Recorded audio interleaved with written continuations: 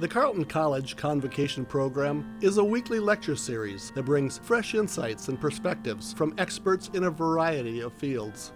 The program has a rich history dating back several decades. The selected convocation speakers assist the liberal arts mission of centering thoughtful conversations within education and beyond.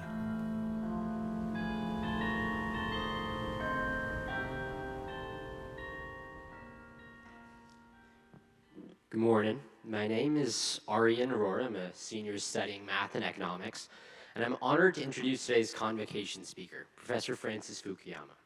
Professor Fukuyama is the Olivier Nomellini Senior Fellow at Stanford University's Freeman Spogli Institute for International Studies, the director of Stanford's Ford Dorsey Masters in International Policy, and a professor of political science at Stanford. Additionally, he is the author of more than a dozen books. His most recent work, titled Liberalism and Its Discontents, addresses challenges to liberalism from both sides of the political aisle. Professor Fukuyama has written on topics ranging from historical changes in political institutions to the factors that undermine the political stability of a nation. In one of his most notable works, The End of History and the Last Man, Professor Fukuyama argued that after the end of the Cold War, the progression of human history as a struggle between ideologies was largely at an end, with the world settling on liberal democracies. His talk today, titled The Global Challenge of 2024, will focus on the possible global outcomes that emerge in 2024, particularly in the context of two large wars. Beyond his innumerable accolades, Professor Fukuyama embodies the spirit of critical thought and engaged dialogue we seek to cultivate at Carleton, particularly through our convocations. Professor Fukuyama has, throughout his career, engaged meaningfully with the ideas from across the political spectrum. He has, in the true spirit of the liberal arts, received training in a wide set of disciplines and has interwoven them in his writings. Most notably, he's not shied away from updating his views and his arguments over time. Professor Fukuyama's enduring contributions and ability to consistently offer novel arguments that shape the way scholars think about political economy have led one of his colleagues to assert that he is, quote, one of the few enduring public intellectuals.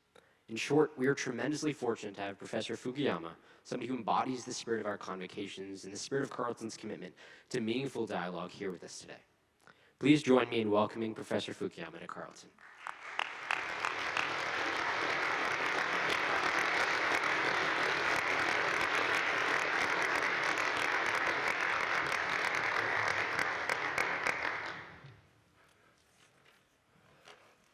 So thank you very much for that very nice introduction. I'm really pleased to be here at Carleton. You know, my father was actually ordained as a Congregationalist minister. I don't think he ever preached, however, to quite as magnificent a chapel as this one, and so I'm very honored to be able to talk to you today about the year 2024 that we've just entered into. So it's a cliche to talk about the coming year as being decisive, as being potentially one of a turning point in human history, but I'm afraid that that is probably going to be true of this coming year, because there are a lot of decisions that will be made and a lot of events that will unfold that could lead the world in very, very different directions by the time we get to the year 2025. Just to begin with, there are going to be a lot of elections all over the world in some very important countries. Taiwan just held an election in which the candidate of the Democratic People's Party won. This is the one that is less friendly to China, so China takes a great interest in that outcome. But there are elections that will be occurring in Indonesia, Sri Lanka, South Africa, Mexico, Britain, and then probably the most important of all of them, the election in the United States that will happen this coming November. I'll have a little bit more to say about that a bit later in the talk. But this comes against the background of two ongoing hot and very brutal wars. The first one, the Russian invasion of Ukraine, that next month will enter its third year. This is a war that's been extremely costly for both sides. Perhaps 300,000 Russians have been killed or wounded. We don't know the number on the Ukrainian side, but it's certainly in the hundreds of thousands. And it is a war that has been going badly for Ukraine over the past 6 months. It started out in a hopeful way because Ukraine was resisting Russia successfully. They were much more skillful in military operations and strategy than the Russians. But the most important development has been the ending of American assistance, military assistance to Ukraine. And at the moment, it's simply become a matter of the Ukrainians running out of ammunition because they have not been adequately resupplied to defend themselves. And this has big implications for the broader security of Europe because this war was really never just about Ukraine. It was really about the order that had emerged, the democratic order that had emerged in Europe after 1991, and the desire of Russia to overturn it and restore something like its dominant position before that time. The other war, of course, is the one that is going on in Gaza. It began with this terrible terrorist attack on October 7th, but now has led to an incredible and really unbearable level of casualties among Palestinians in Gaza. What worries me particularly about this conflict is that there's no clear endpoint or outcome that would seem to guarantee any kind of ongoing stability. We have for a long time put our hopes in a two-state solution where both the Israelis and Palestinians would have their own state. This hope ended really, and it has been opposed by this odd combination of Hamas on the one side and the Netanyahu government in Israel on the other. And so it's not clear that there is a vision that anyone has for how to end the conflict in a way that just minimally satisfies any of the interests of either of the parties involved. And there are obvious dangers of escalation, which we've already seen in the attacks by the Houthis on shipping in the Red Sea, followed by British and American strikes. But you can all see the possibilities for other countries being drawn into an extended conflict in the Middle East. All right, so that's, I think, our immediate worries, but it comes against a broader background of what my colleague at Stanford, Larry Diamond, has labeled the global democratic recession. The years between 1991 and, let's say, the financial crisis in 2008 were ones of unparalleled American hegemony in virtually all aspects of power, military, political, economic, cultural. But that has been reversed really since the end of the first decade of the 21st century. Freedom House, which is an organization that keeps track of global democracy, has noted lower levels of aggregate democracy throughout the world for 17 consecutive years in its annual Democracy in the World report. This is both quantitative and qualitative, so we've had setbacks in a number of new democracies, Myanmar, Tunisia, Nicaragua, and the like, but also major changes in some of the world's oldest and biggest democracies, particularly India and the United States. You've seen the consolidation of two great powers that are not just authoritarian, but see increasing concentration of power in a single individual. In the case of Russia, you may remember those pictures of Vladimir Putin at the beginning of the Ukraine war, sitting at the end of a 30-foot table opposite his defense minister because he was so worried about getting COVID. But he is really the only decision maker in that country, and those are the conditions under which you can do things like launch a bloody, hopeless war that kills a lot of your own people and weakens your own power because you're not taking advice or getting information from anyone else. Something similar has been going on in China.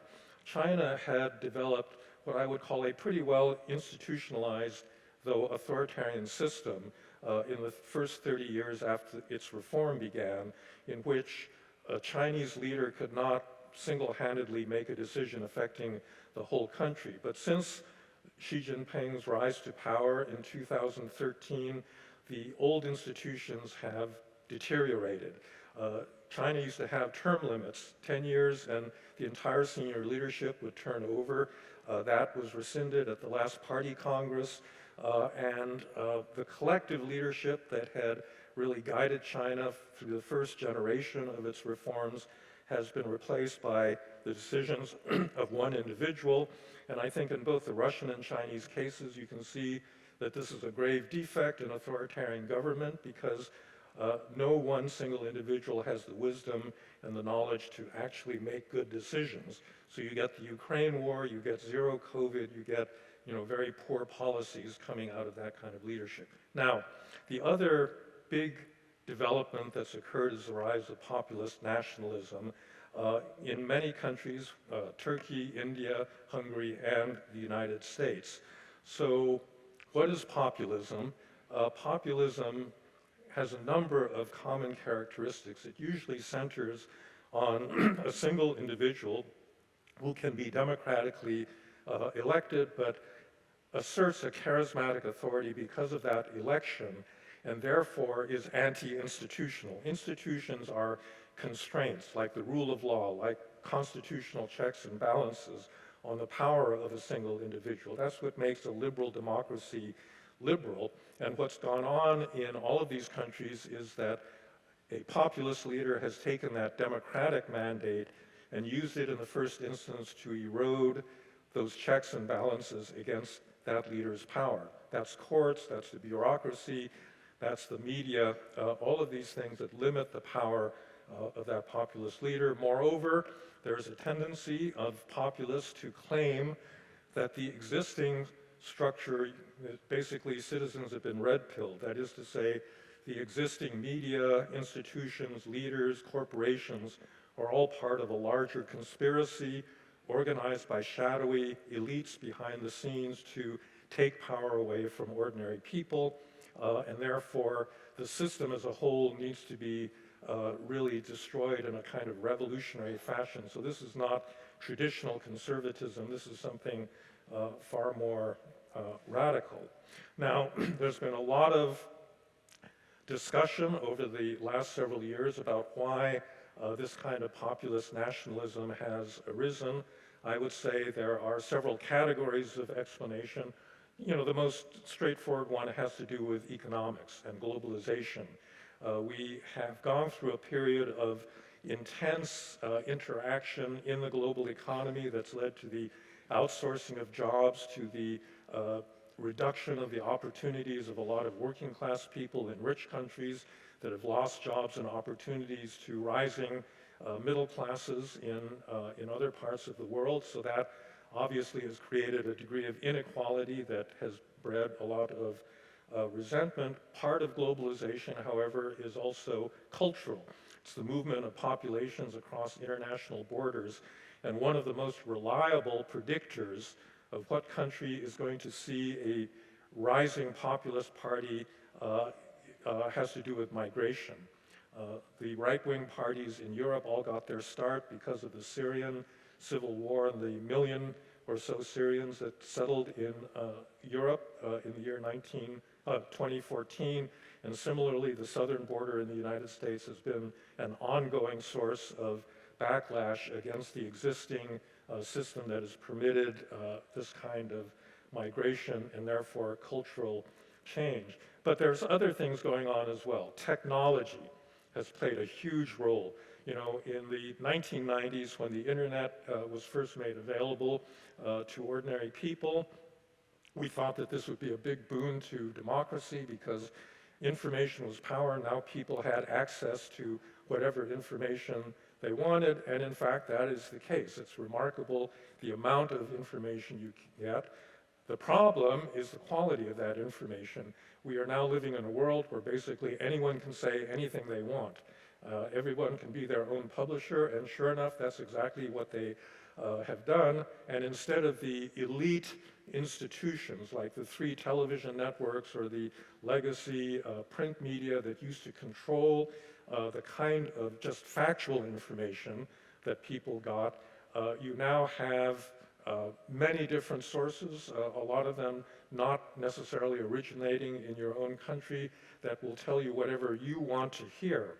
And that kind of manipulation on the one hand and the desire to consume only information that supports your prior commitments has led to this extremely fragmented and polarized world where we don't have a single set of facts. You know, are vaccines safe? Who won the 2020 election?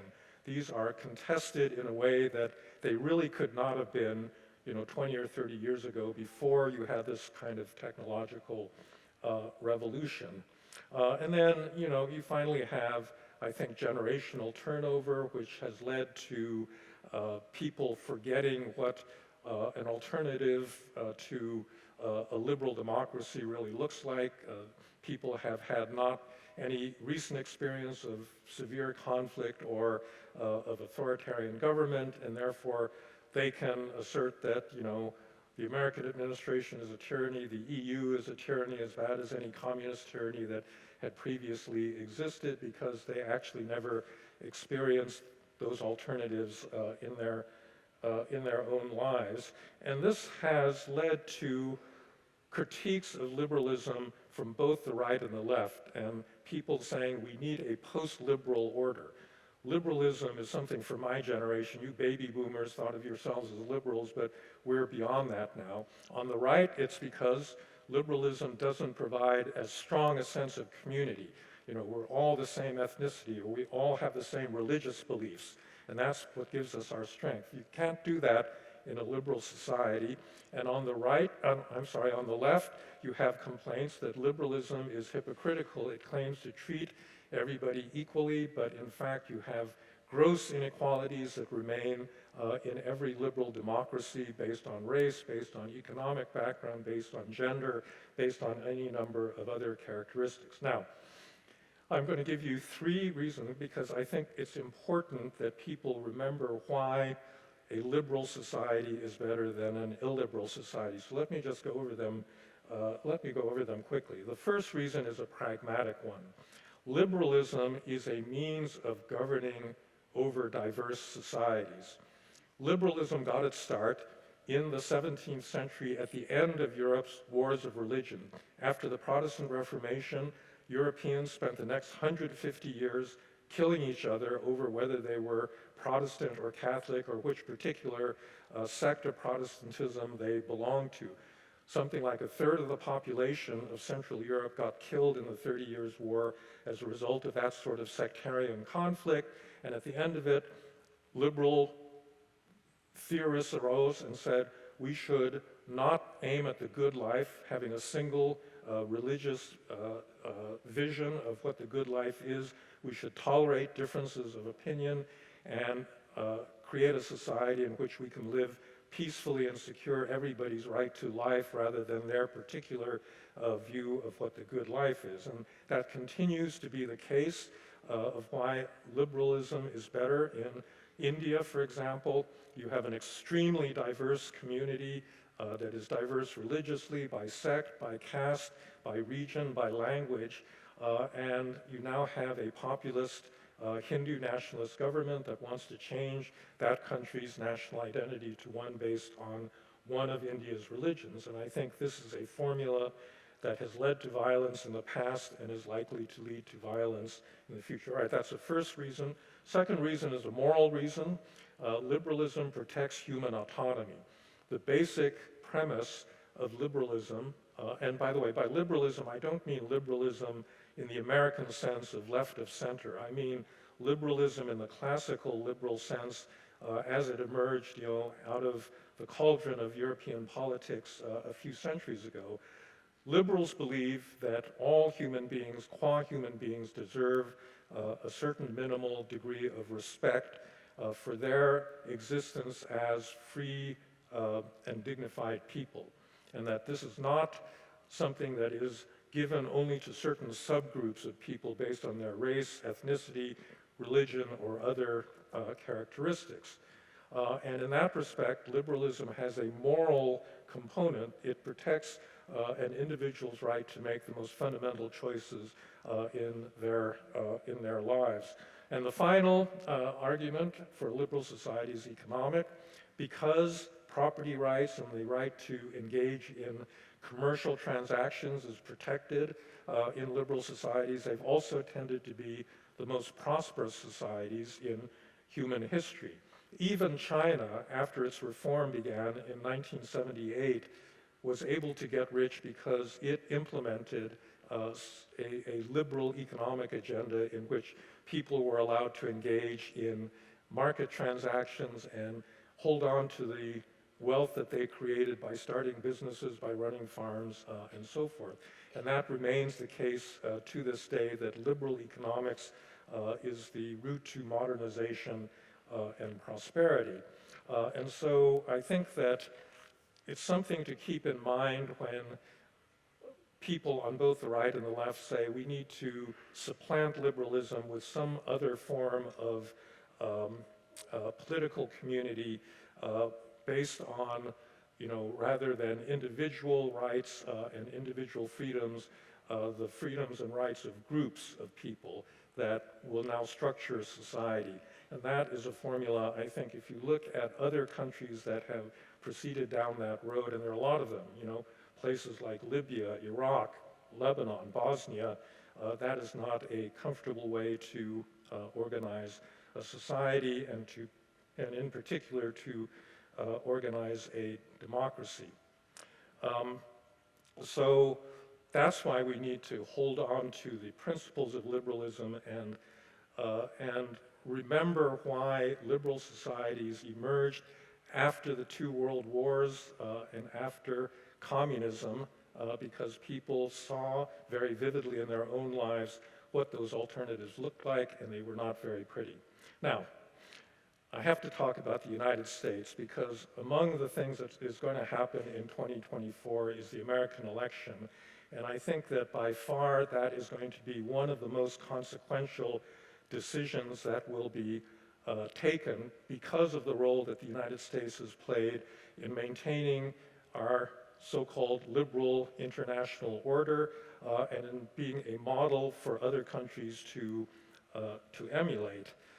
And I think that that's why the choice that is in front of Americans will be particularly important. Now, I have to explain a little bit. As a Stanford professor, we are not encouraged to take partisan positions in public fora, and I don't intend to do this in any kind of a partisan spirit. And I think for a convocation, at Carleton, that's also not kind of an appropriate way to talk to you. But I do think that it's important to talk a little bit about the stakes in the coming election. Now, in normal democratic politics, you have contestation between political parties over policy issues. Should taxes be higher or lower? Should there be more or less regulation? What about foreign policy? Should we have intervened or not? These are the kinds of things that people in a democracy can have disagreements about, and arguments and deliberation, and hopefully there will be a deliberative democratic process that will lead to a decision by that community to elect one party or the other. I'm afraid that in the coming election, the stakes are going to be a lot higher than simply are taxes going to be higher or lower in the future, although those are issues at stake. And that has to do with, I think, the threats to the liberal part of American liberal democracy that have emerged. One of the two political parties, you get about 30% of total voters and a majority of that party believing, for example, that the 2020 election was stolen, and that our current president is there as a result of massive voter fraud, something that is not true. And yet you have political partisans that are trying to deliberately undermine confidence in the fairness of the American legal system and the American electoral system. And you cannot have a successful democracy proceed under those kinds of conditions where that number of people fundamentally think that their system is illegitimate, and indeed think that the greater threat to their way of life is posed by their domestic opponents than by any authoritarian foreign power. And this is the kind of issue, I think, that is going to be raised in the coming American election. I make no predictions about how that's going to turn out. Your view is as good as mine, but it will be hugely consequential, and it will be consequential in foreign policy terms, because among the major choices that are going to be made will have to do with America's overall position in international affairs. The Republican Party had been isolationist up until Pearl Harbor. It went through a major conversion in the late 1940s where it accepted a major American role in supporting a liberal international order, and that posture has now reverted back to the earlier isolationism, and that is going to have huge consequences for NATO if the United States refuses to support its NATO allies or even withdraws from the alliance. It'll have big consequences in East Asia, where we have major alliance relationships with Japan and South Korea. And in general, that shift, that major shift in foreign policy is going to have destabilizing consequences for world order, in addition to the economic consequences of moving towards a more protectionist set of economic policies. So it's important what goes on here, and that will be one of the big decisions that will be taken in 2024. There are some reasons for hope. We've had elections in Poland, in Brazil, that have actually pushed back against this kind of populist nationalism, and so it's not a uniformly bleak posture. Okay, so that's the end of that sermon. I want to close on a more positive note and talk to you a little bit about the requirements of citizenship and civic engagement for you as students going to a college like Carleton. There are two different understandings of what it means to live in a liberal democracy, especially the liberal part. So there's one that you might call the economic libertarian view, that everybody has their own individual interests, and what matters is maximizing their freedom to pursue those individual interests. And in that scheme, we want the government just to stay out of our lives and minimize the impact of the state on our individual choices. And freedom under that understanding is a purely individual matter. There's an older tradition that is sometimes labeled a Republican tradition, not Republican in the partisan, contemporary partisan sense, but Republican as in the sense of the Roman Republic or the republics of ancient Greece, in which there's an emphasis on the collective exercise of freedom. That is to say, no individual can be free if he or she is not part of a collective effort at self-government. That is the true meaning of freedom, is participation in a collective freedom by which a community makes decisions and enacts them as a result of deliberation and communal choice. This is an understanding of freedom, for example, that Alexis de Tocqueville, among others, felt very strongly, that you become free by participating, by taking an active interest in public affairs. And between these two views, I am clearly in favor of the latter view. I think that we should not regard our liberal society just as an opportunity to get rich and make money and just care about our families and that's it. I think that concern with public affairs and civic engagement is absolutely critical to the proper functioning of a liberal democracy. So what does that mean for you as students to be actual participants and civically engaged? Now, there's a certain minimal level of engagement. You need to obey the law, you need to pay your taxes, you need to vote, in regular elections. But I actually think that true engagement requires something more than those kinds of minimal activities. And that really has to do with an attitude towards public affairs that is much more active than that kind of simple minimum. The first thing you need to do is you need to pay attention to public affairs. You cannot vote if you are not aware of what is going on in your society, what the different choices are, and so you need to pay attention so that you can make informed choices yourself. But beyond that, I think that there is a commitment to public service that is also absolutely necessary if a democracy is going to succeed. And one of the unfortunate things I think that's happened in the United States is that many people, and this includes a lot of my students over the years, have turned away from any kind of ideal of public service. Paul Volcker, the former chairman of the Fed that dealt with our big bout of inflation in the 1970s, actually his main interest was not in central banking, it was in public service, because he was deeply concerned that the ethic of public service had deteriorated in the United States. He formed an organization called the Volcker Alliance that I'm still a member of, whose board I'm still a member, that is dedicated to promoting the ideal of public service because it has been, you know, in a sense, affected by the hostility and distrust of government that has become endemic on both the right and the left over the past couple of generations.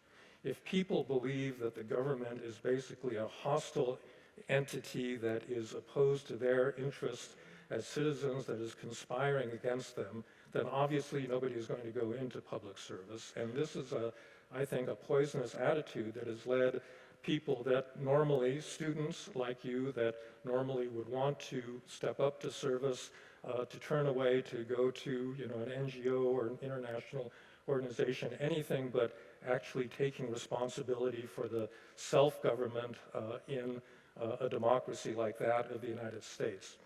So I hope that as you go forward in your lives, you're not going to take that attitude, that you will remain aware, engaged, informed, willing to engage with your fellow citizens in determining collectively what should be the proper policies and institutions that should regulate our common life together in this liberal democracy called the United States.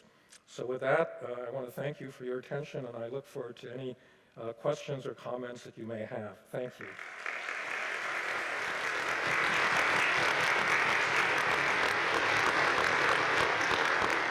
And first off, thank you very, very much, Professor Fukuyama, for being here, and thank you for your questions. I see the hands are already popping up. Just a couple of things to say. Next week, we will have Ben Raines. Ben Raines is an environmental journalist, filmmaker, and adventurer. He is also the author of the book, The Last Slave Ship. As for the post-convo luncheon with Professor Fukuyama, we were full up until about a second ago, and I had one cancellation. So if you haven't RSVP'd, there's room for one. I'm probably putting myself in danger saying this, please no stampeding, but talk to me afterwards. One more, that's it. Otherwise we are full up. Okay, let's get to the Q&A. I think the very first hand I saw was right here.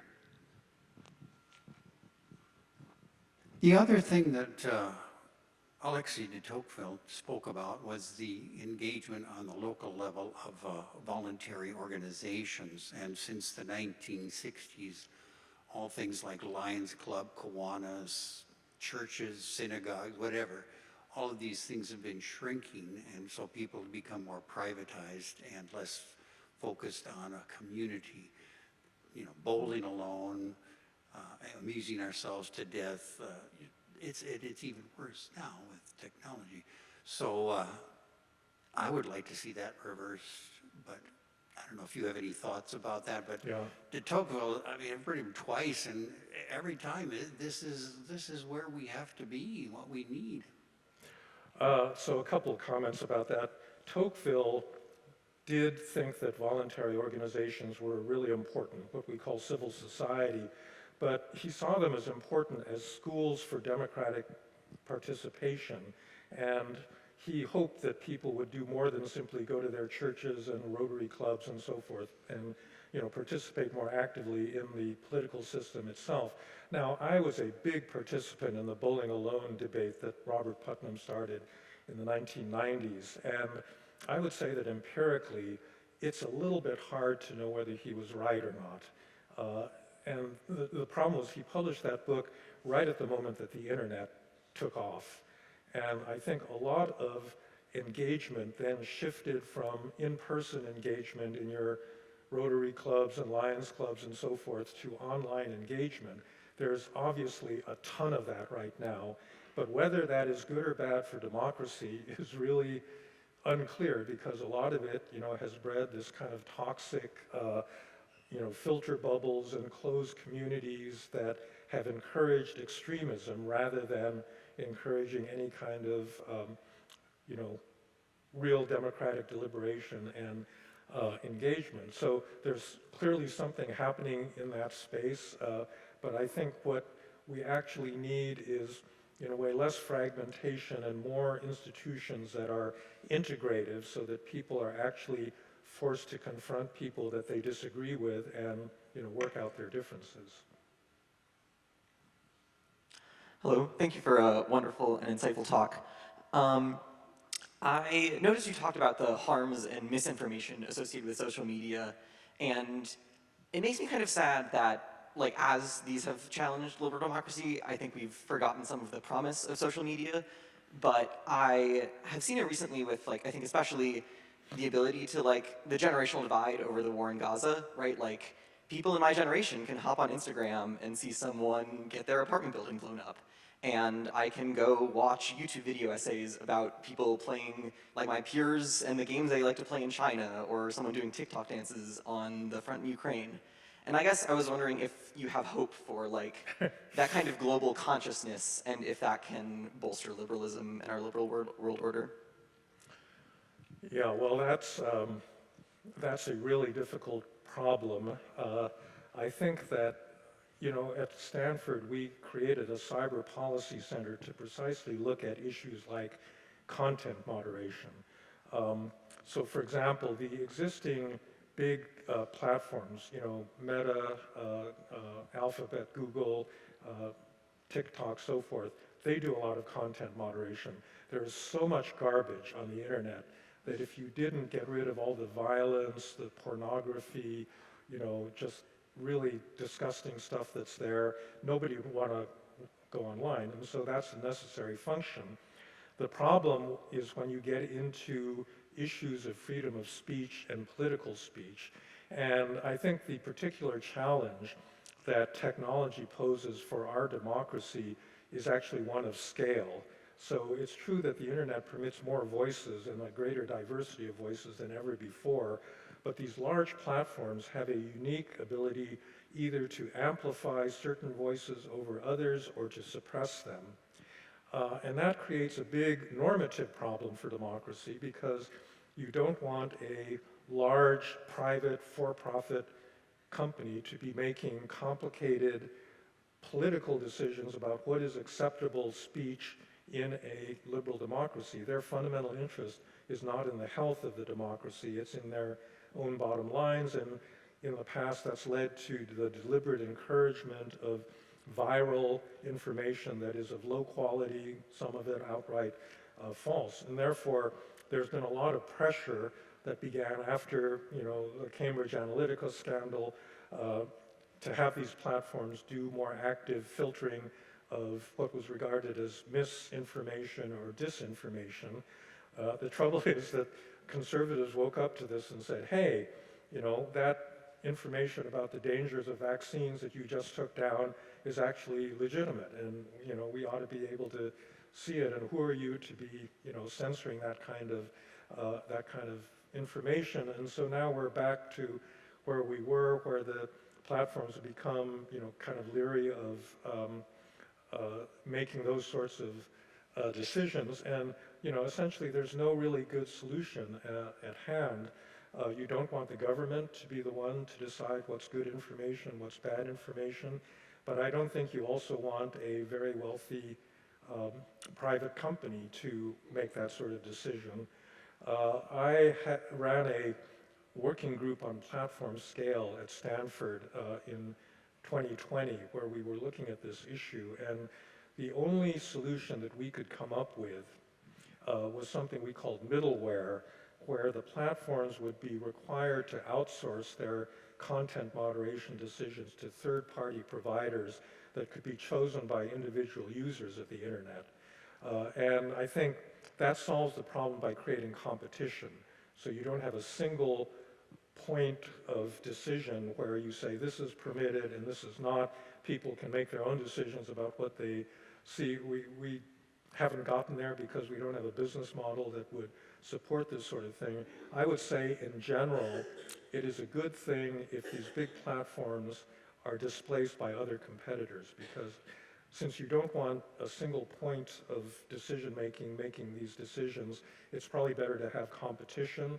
And so if Twitter gets displaced by Threads or Mastodon or Blue Sky or something else, I think that's all to the good. I think that people ought to have a variety of places that they can go on the internet to interact. But in the end, you still have these economies of scale that give advantage to large networks, and unfortunately, we don't really have a good way of dealing with that, that problem of their political power. How has social media aided democratic backsliding? Well, I mean, it's promoted backsliding in this obvious way that it is much easier, in a 280 character tweet to say something that's shocking and extreme. And if your main criteria for success is the number of likes and the number of retweets, then that's going to privilege content that is not thoughtful, that is, like TLDR, too long, did not read. I mean, nobody wants to post that kind of content, but honestly, that's the kind of content you need if you're actually going to seriously engage with any set of ideas. And that gets back to this problem about Gaza, that you see a picture and you immediately react to it, and it encourages less thoughtful interaction. And I think that's really what's been the challenge of social media, that you can publicly take postures that your friends will see and get that kind of social approbation without having to do the hard slog of actually reading, informing yourself, deliberating, thinking carefully about what ought to be the proper attitude to take. I'm a borderline pacifist, but I do believe that the dropping of the draft requirement has really contributed to our country's polarization. I think that when everybody was required, when every male was required to serve, they were thrown together with people who were drastically different from themselves. And would it not serve the cause of bringing people to more civic engagement and public service if the government required 2 years of national service? And it wouldn't, I don't mean just military service, that could be one way, but people could work on infrastructure projects. They could work in schools, in really underserved communities. There would be so many ways to do it. But if that is a good idea, what are the odds of finding politicians who would actually sponsor such legislation? Yeah, well, that's music to my ears. I'm all in favor of national service. I think that actually, just in terms of military service, the draft was a good thing because it forced everybody into the military, and you wouldn't get into as many wars, I suspect, if your own child, was likely to get killed in that conflict. You'd think twice about intervening somewhere where that really wasn't a core national interest. So just in terms of foreign policy, that's probably a good thing. I think the military was one of the greatest avenues for upward social mobility for African Americans, for Hispanics, for recent immigrants. And so it, as a mobility institution, I think it's very good. I think that you're not going to return to universal military service anytime soon, but the idea of national service is a very positive one. But that's kind of the problem we've got right now, is people don't believe in national service. They say, why should I give up 2 years of my life to a government I don't trust, and what are they going to be doing with my time, and how am I going to be manipulated? I don't owe that to my fellow citizens. And that's why I think you've got to have a kind of change in the overall culture, such that public service regains its dignity, that it is something that young people aspire to and want to do, and then the government can You know, I suspect that you couldn't make it mandatory in this country, but you could certainly, that was the idea behind AmeriCorps, was to give people the opportunity to volunteer, but you could expand that and do it at a much larger scale, and I do think that that would be a very positive thing to restore, you know, the dignity of service for a new generation of Americans. Yes, hello. You talked a little bit about China's development in the last like 30, 50 years. And obviously they've done this with a kind of state-run capitalism. But capitalism like has to be the backbone of liberal democracy. So how can we reconcile that it can, you know, be the driver of some of America's biggest threats, but also absolutely essential to it continuing to be a liberal democracy? Well, look, capitalism is not the problem. You can't have a modern society without a market economy, without property rights, without, you know, the freedom to buy and sell, and that sort of thing. The problem is that if you just have markets and economic freedom without it being coupled to democratic politics, then it tends to breed a high degree of inequality.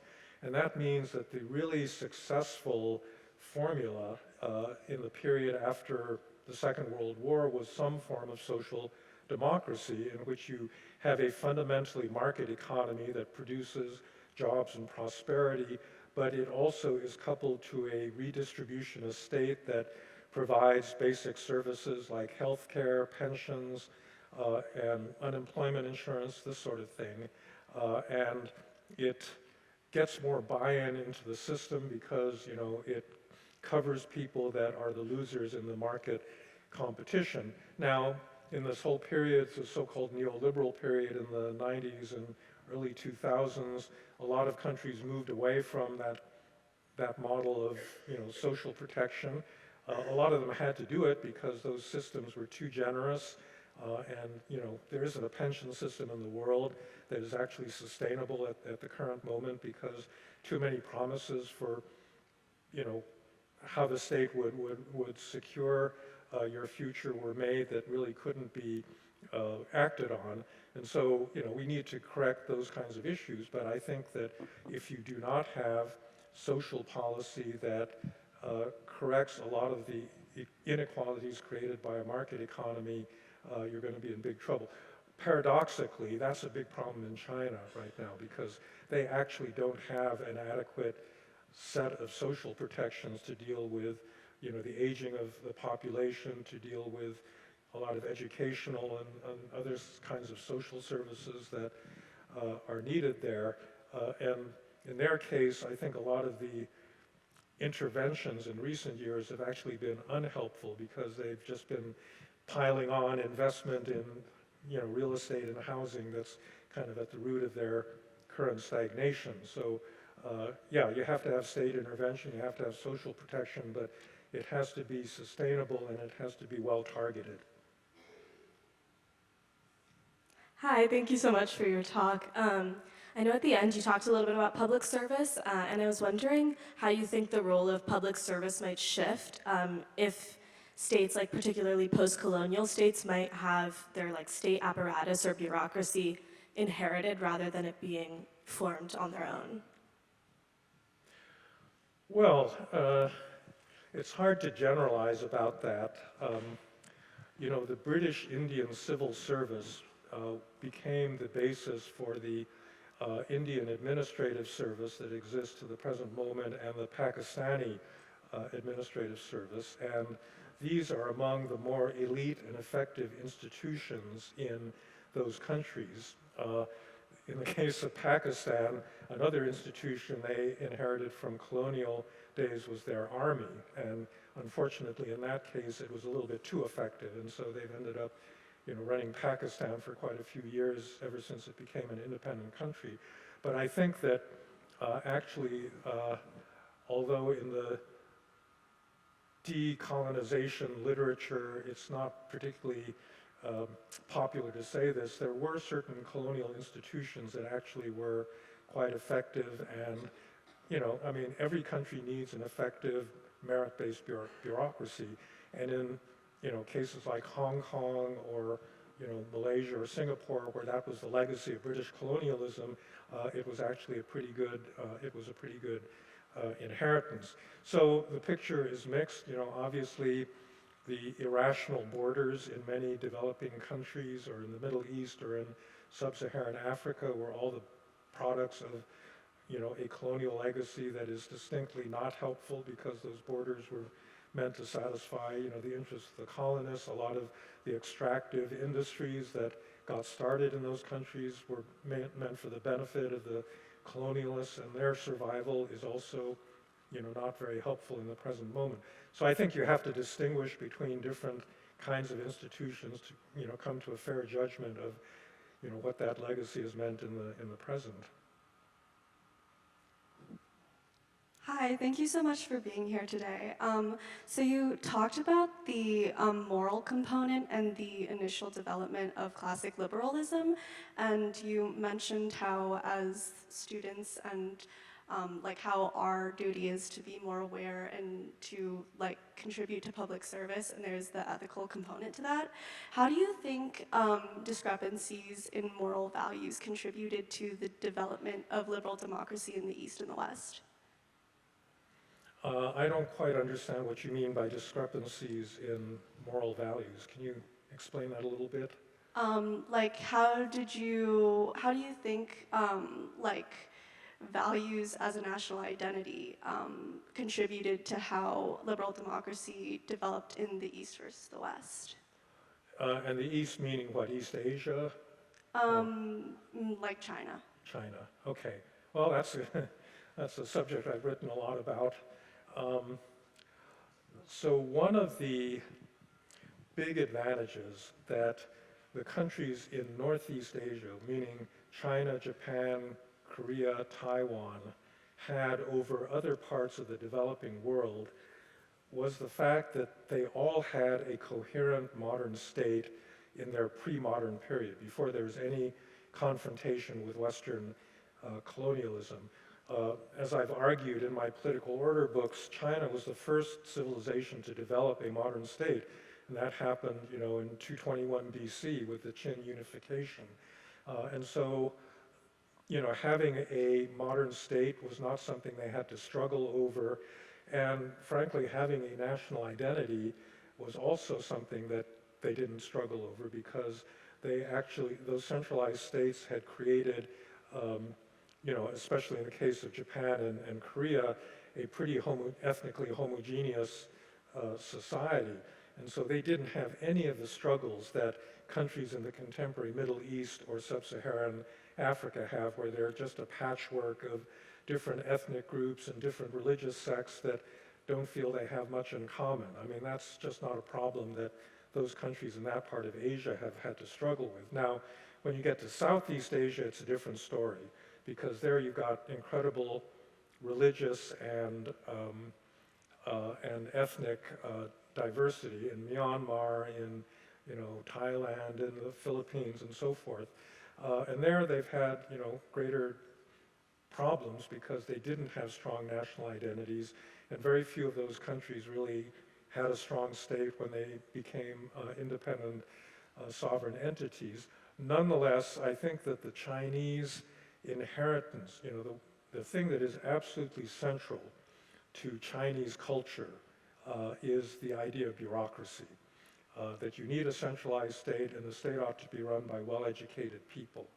And that is something that, really all of the states in East Asia have inherited, and that didn't exist in Latin America, it didn't exist in, sub-Saharan Africa, it didn't exist in large parts of South Asia, but it did exist in the kind of Chinese cultural sphere of influence, and I think that's one of the reasons that they've done well economically over the last, 70 years.